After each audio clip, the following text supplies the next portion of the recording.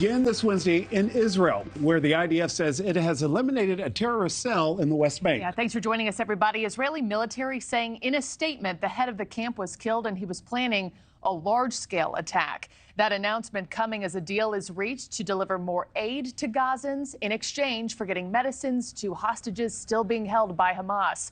Those aid packages are set to leave Qatar sometime today. Robert Sherman is live in Tel Aviv with the very latest on the war from the ground. Robert.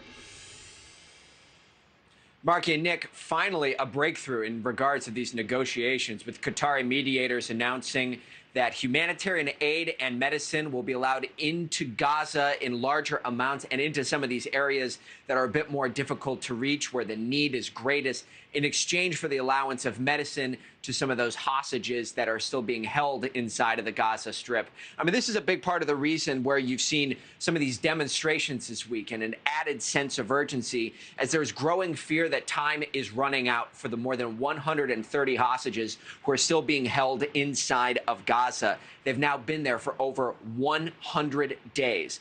Already this week, 2 more hostages confirmed dead, Yossi Sharabi and Itay Seversky. Kibbutz Be'eri making the formal announcement demanding their bodies be returned. The hope is that this medicine can get the hostages more time, but the official stance from the Israelis remains the same. They believe that pressure is how they'll get the remaining hostages out alive. The release of hostages will only happen as a result of military pressure. If we stop the military pressure, we will seal their fate to stay in Gaza, because Hamas will not be motivated to discuss or talk to us. They only talk to us when they want something. The something now is ceasefire. The moment we give them ceasefire without a price, they won't talk to us.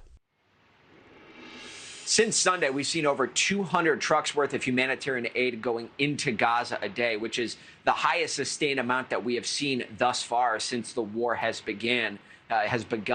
Aid groups on the inside of Gaza say that the challenge is getting aid to some of those areas where the fighting has been the heaviest. It's more difficult to get aid there. That's where the need is the greatest.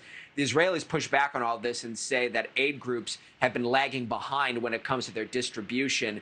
But one thing that we are seeing over the next couple of days is, first, the northern portion of the Gaza Strip, the fighting is going to be less intense there. It's already reached that phase. The southern portion of the Gaza Strip, that will be following shortly as well. Less intense fighting there. And the thinking is that more aid can be allowed into those areas as a result. Nick. Thank you for watching. Go to newsnationnow.com to find News Nation on your television provider. And don't forget to click the red subscribe button below to get more of News Nation's fact-driven, unbiased coverage.